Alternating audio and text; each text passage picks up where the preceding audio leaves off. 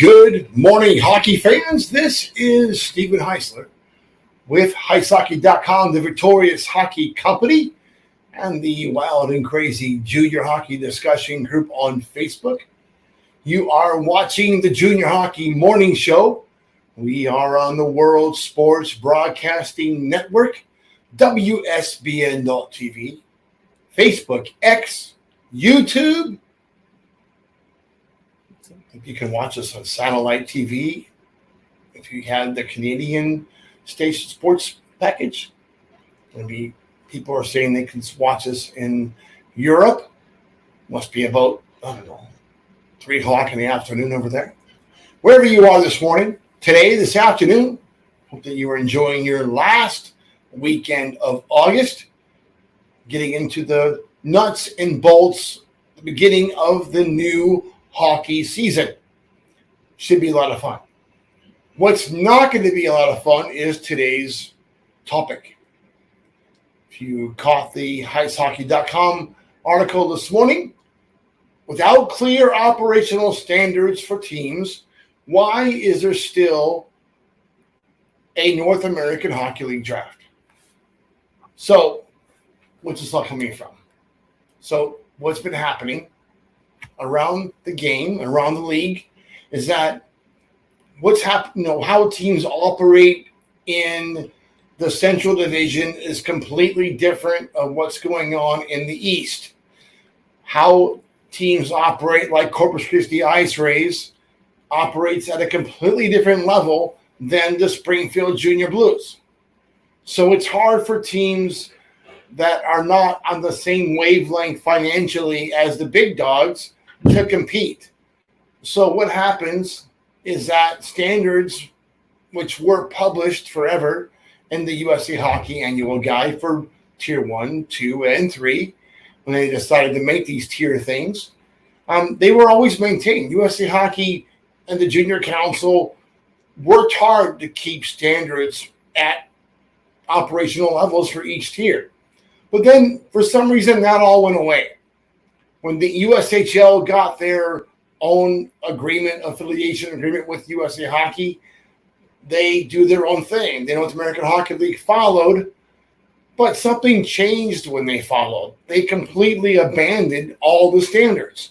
Now, the USHL and Glenn Heffron do a fantastic job of not only maintaining and policing standards within their league, but if you get drafted by, Dubuque or Omaha or Green Bay or Madison, you're pretty much going to get treated the same way wherever you go. That is not the case in the NAHL.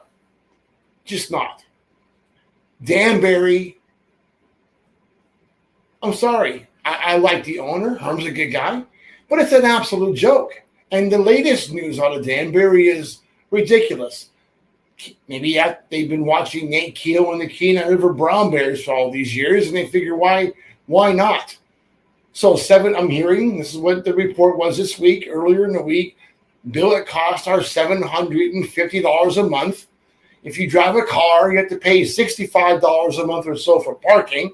And now the latest, you have to pay for your own meals on the road. This is crazy.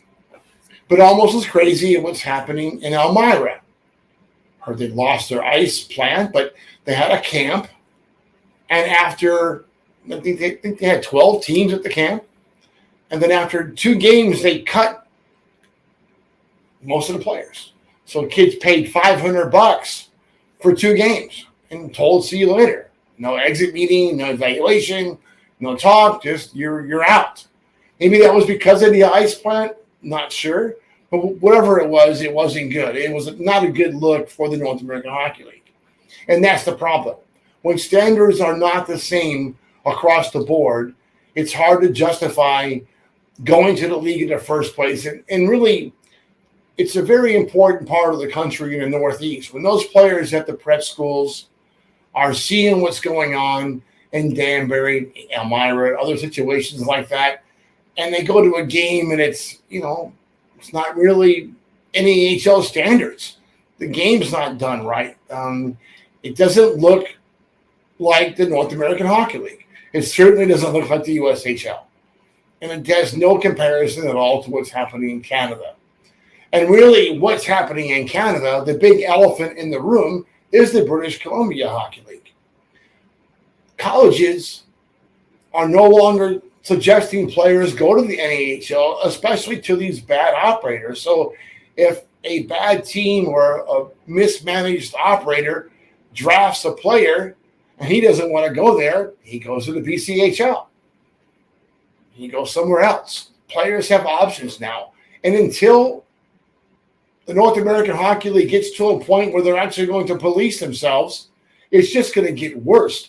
With the Canadian Hockey League about to be opened up for NCAA eligibility, the BCHL, the USHL, the North American Hockey League is going to find themselves screaming, "We're number 4 and maybe number 5 because Saskatchewan's coming on pretty hard."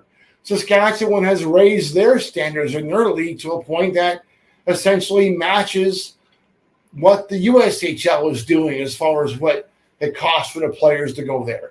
Providing sticks, a lot of the equipment, bill of fees are covered, no player fee.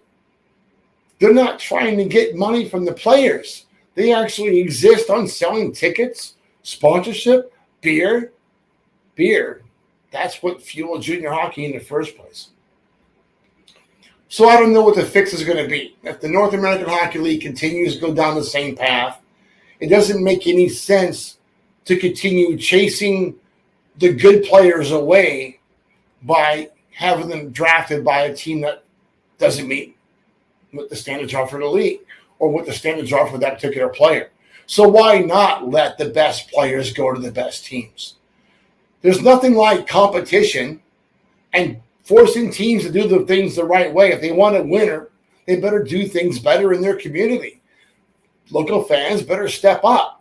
And if they move into a town like Elmira where they don't have billets, don't go there.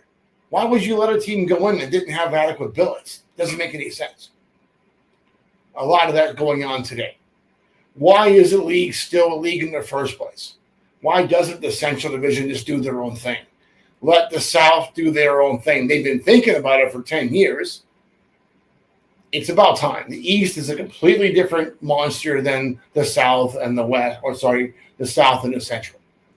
Heck, I don't know if the East is at the standards of the the NA3HL Frontier Division is actually probably doing better operational standards than most of the teams in the East. Doesn't make any sense. I know Maryland does a good job. Maine's doing a good job. Didn't hear too many complaints from the new teams last year. Do not like what I'm hearing from Elmira or Danbury. Philadelphia, not too many complaints. Been good there. Jersey, no one never complains in Jersey. They live in Jersey. That's easy enough. Can I say that, Tommy? All right. So here we are. There's a high risk that this league's going to blow up. If they don't fix the problem and actually enforce standards, the North American Hockey League is going to go down the same road as the state of California, into shambles. Broken up. Teams are going to do something else. Divisions will do something else. The league office is losing talent faster than anybody else. It's ridiculous. Clean up your house, Mark Frankenfeld. It's getting kind of messy. That's it for today. Until Monday. Hope that you have a great weekend. Enjoy your morning coffee. Have a great weekend in hockey.